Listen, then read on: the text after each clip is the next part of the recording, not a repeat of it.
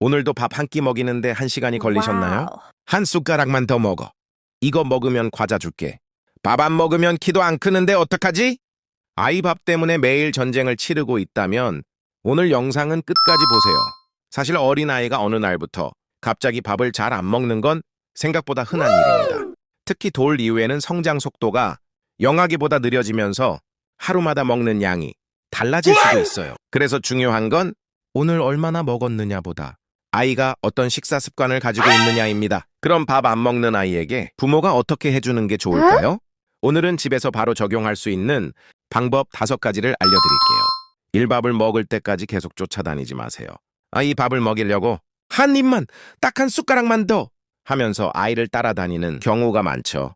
그런데 식사 시간이 길어질수록 아이에게 식사가 즐거운 시간이 아니라 부모와 실랑이 하는 시간이 될 수 있습니다. 그래서 식사 시간에는 아이를 안전하게 앉히고 식사에 집중할 수 있는 환경을 만들어주세요. TV나 휴대폰 같은 방해 요소도 줄이고요.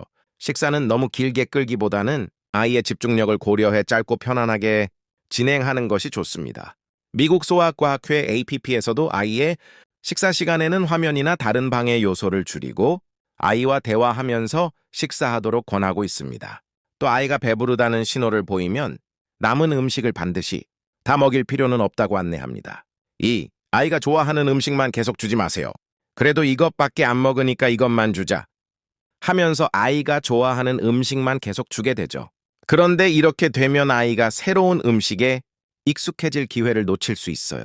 그렇다고 갑자기 싫어하는 음식만 잔뜩 주라는 뜻은 아닙니다. 아이가 좋아하는 음식 플러스 새로운 음식 이렇게 함께 주세요. 예를 들어 밥을 잘 안 먹는 아이에게 평소 좋아하는 계란이나 두부와 함께 새로운 채소를 아주 조금 올려주는 거예요. 처음부터 많이 먹이려고 하지 마세요. 한두 입 정도의 아주 적은 양으로 시작해도 충분합니다.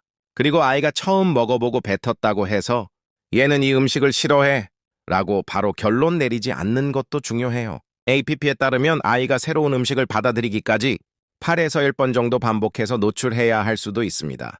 그러니까 오늘 안 먹었다고 끝이 아니라 며칠 뒤 다시 보여주는 것이 중요합니다. 3. 다 먹어야 해 라고 강요하지 마세요. 이게 정말 중요합니다. 밥 남기면 안 돼. 이것만 먹고 놀아. 한 입만 더 먹어. 부모 입장에서는 아이에게 영양을 충분히 주고 싶어서 하는 말이죠. 하지만 아이가 배가 부른데도 계속 먹도록 강요하는 방식은 피하는 게 좋습니다. 아이에게는 배고픔과 배부름을 느끼고 그 신호에 반응하는 경험도 필요하기 때문이에요. 아이가 입을 닫거나 고개를 돌리거나 음식을 밀어낸다면 배가 부르다는 신호일 수 있습니다. 그래서 부모가 해야 할 일은 무조건 많이 먹이는 것이 아니라 건강한 음식을 준비하고 식사할 환경을 만들어주는 것입니다. 그리고 얼마나 먹을지는 아이가 결정할 수 있도록 해주세요. 밥을 안 먹는다고 간식으로 계속 채우지 마세요. 밥 안 먹었으니까 배고프겠다. 그래서 바로 과자, 빵, 과일, 우유, 주스 이런 걸 계속 주는 경우가 있습니다. 그런데 이렇게 하루 종일 조금씩 먹고 마시면 다음 식사 때 배가 고프지 않을 수 있어요. 그래서 식사와 간식 시간을 어느 정도 규칙적으로 만들어주는 게 중요합니다. APP에서는 어린아이에게 규칙적인 식사와 간식 시간을 만들어주고 하루 종일 계속 먹거나 마시는 것을 피하도록 안내합니다. 예를 들어 아침 간식, 점심 간식, 저녁처럼 일정한 흐름을 만들어주세요. 그리고 식사 시간이 되었는데 아이가 많이 먹지 않았다고 해서 바로 다른 간식을 계속 제공하는 것보다는 다음 식사나 간식 시간까지 일정한 루틴을 유지하는 것이 도움이 될 수 있습니다. 부모가 먼저 맛있게 먹어주세요. 아이에게 이거 맛있어, 먹어봐. 계속 말하는 것보다 부모가 먼저 자연스럽게 먹는 모습을 보여주는 것도 좋은 방법입니다. 예를 들어 엄마 당근 먹어볼게 하고 맛있게 먹는 모습을 보여주세요. 그리고 아이에게 너도 먹어 라고 강요하기보다는 엄마가 먹어보니까 아삭아삭하네 정도로 자연스럽게 이야기해 주세요. APP 역시 아이가 새로운 음식을 받아들이도록 돕는 방법으로 부모가 먼저 먹어보는 모습을 보여주는 것과 아이에게 선택권을 주는 방법을 권하고 있습니다.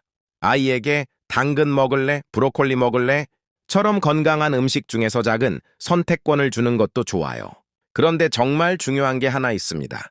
밥을 잘 안 먹는다고 해서 모든 아이가 단순한 편식인 것은 아닙니다.